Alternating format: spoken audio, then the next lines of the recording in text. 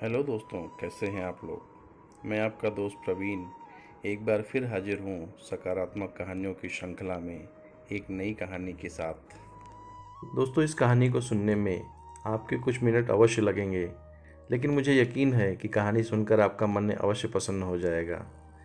तो दोस्तों, कहानी का शीर्षक है भगवान पर भरोसा। एक पुरानी सी इमारत में एक वैद्य जी का मकान था। पिछले हिस्से में रहते थे और अगले हिस्से में दवाखाना खोल रखा था। उनकी पत्नी की आदत थी कि दवाखाना खोलने से पहले उस दिन के लिए आवश्यक सामान एक चिट्ठी में लिखकर दे देती थी। वैद्य जी गद्दी पर बैठकर पहले भगवान का नाम लेते, फिर वह चिट्ठी खोलते। पत्नी ने जो बातें लिखी होती उनके भाव देखते, फिर उनका हिसाब करते, फिर परमात्मा से प्रार्थना करते कि हे भगवान, मैं केवल तेरे ही आदेश के अनुसार तेरी भक्ति छोड़कर यहाँ दुनियादारी के चक्कर में आ बैठा हूँ। वैद्य जी कभी अपने मुंह से किसी रोगी से फीस नहीं मांगते थे। कोई देता था, कोई नहीं देता था, किंतु एक बात निश्चित थी कि ज्यों ही उस दिन के आवश्यक सामान खरीदने योग्य पैसे पूरे हो जाते थे, उसके बाद वह किसी से भी दवा के पैसे नहीं लेते थे, चाहे रोगी कितना ही धनवान क्यों ना हो। तो दोस्तों, एक दिन वैद्य जी ने दवाखाना खोला। गद्दी पर बैठकर परमात्मा का स्मरण करके पैसे का हिसाब लगाने के लिए आवश्यक सामान वाली चिट्ठी खोली, तो वह चिट्ठी को एकटक देखते ही रह गए। एक बार तो उनका मन भटक गया। उन्हें अपनी आंखों के सामने तारे चमकते हुए नजर आए, किंतु शीघ्र ही उन्होंने अपनी तंत्रिकाओं पर नियंत्रण पा लिया। आटे, दाल, चावल आदि के बाद पत्नी ने लिखा था, बेटी का विवाह 20 तारीख को है, उसके दहेज का सामान। कुछ देर सोचते रहे, फिर बाकी चीज़ों की कीमत लिखने के बाद दहेज के सामने लिखा, यह काम परमात्मा का है, परमात्मा जाने। एक दो रोगी आए, उन्हें वैद्य जी दवाई दे रहे थे। इसी दौरान एक बड़ी सी कार उनके दवाखाने के सामने रुकी। वैद्य जी ने कोई खास तवज्जो नहीं दी, क्योंकि कई कार वाले उनके पास आते रहते थे। दोनों मरीज दवाई लेकर चले गए। वह सूटेड बूटेड साहब कार से बाहर निकले और नमस्ते करके बेंच पर बैठ गए। वैद्य जी ने कहा, अगर आपको अपने लिए दवा लेनी है तो इधर स्टूल पर आएं, ताकि आपकी नाड़ी देख लूं, और अगर किसी रोगी की दवाई लेकर जाना है तो बीमारी की स्थिति का वर्णन करें।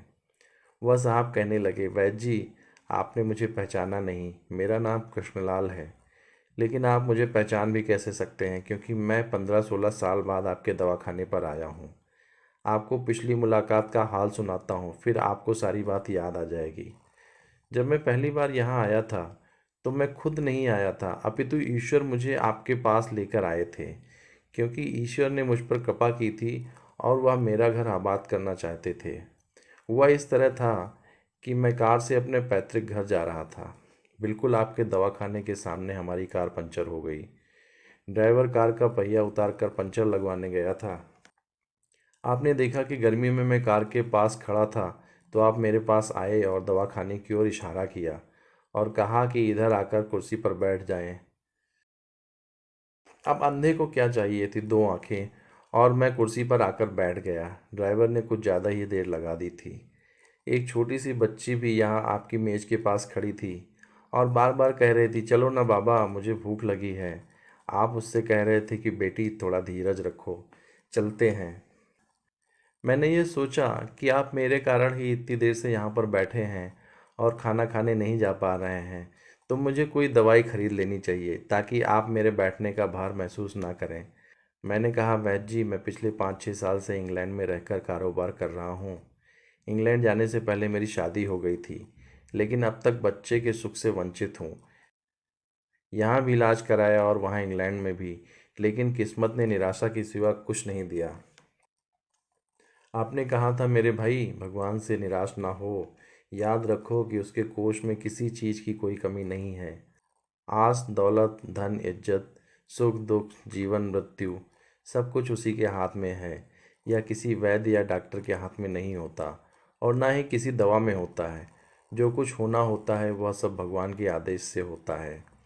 औलाद देनी है तो उसी ने देनी है। मुझे याद है आप बातें करते जा रहे थे और साथ ही साथ पुड़िया भी बनाते जा रहे थे।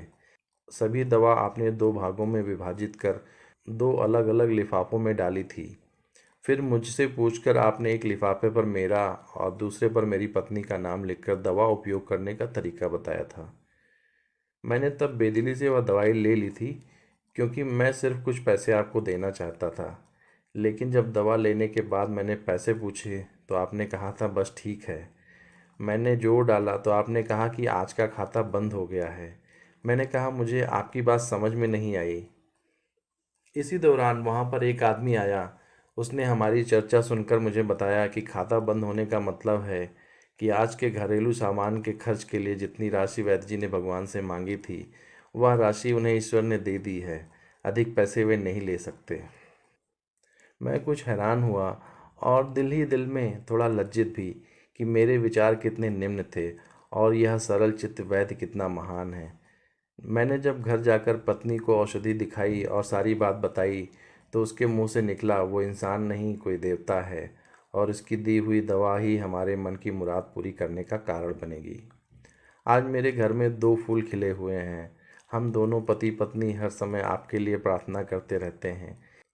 इतने साल तक कारोबार ने फुर्सत ही ना दी कि स्वयं आकर आपसे धन्यवाद के दो शब्द ही कह जाता। इतने बरसों बाद आज भारत आया हूँ और कार केवल यहीं रोकी है। वैद्य जी, हमारा सारा परिवार इंग्लैंड में सेटल हो चुका है। केवल मेरी एक विधवा बहन अपनी बेटी के साथ भारत में रहती है। हमारी भांजी की शादी इस महीने की 21 तारीख को होनी है।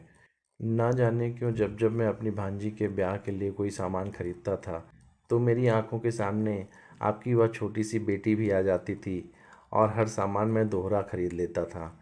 मैं आपके विचारों को जानता था कि संभवतः आप वह सामान ना लें, किंतु मुझे लगता था कि मेरी अपनी सगी भांजी के साथ जो चेहरा मुझे बार बार दिख रहा है वह भी मेरी भांजी ही है।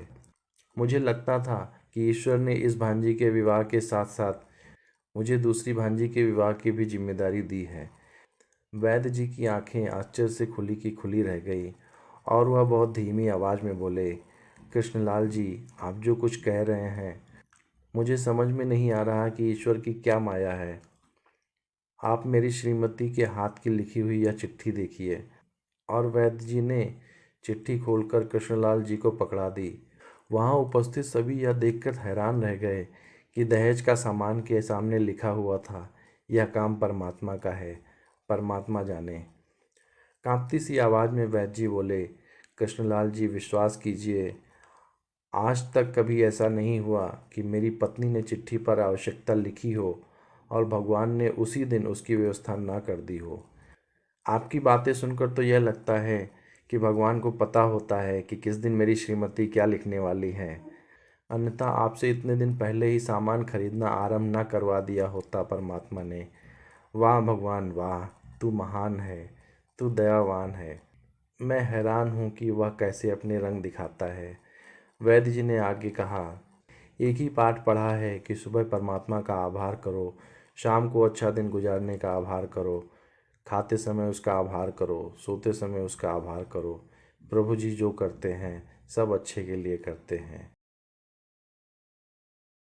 तो दोस्तों, मुझे यकीन है कि कहानी आपको अवश्य पसंद आई होगी। कहानी आपको कैसी लगी इसके बारे में कमेंट के माध्यम से अवश्य बताएं और वीडियो को प्लीज़ लाइक करें और चैनल को सब्सक्राइब करें और अपनों के साथ शेयर करें। धन्यवाद।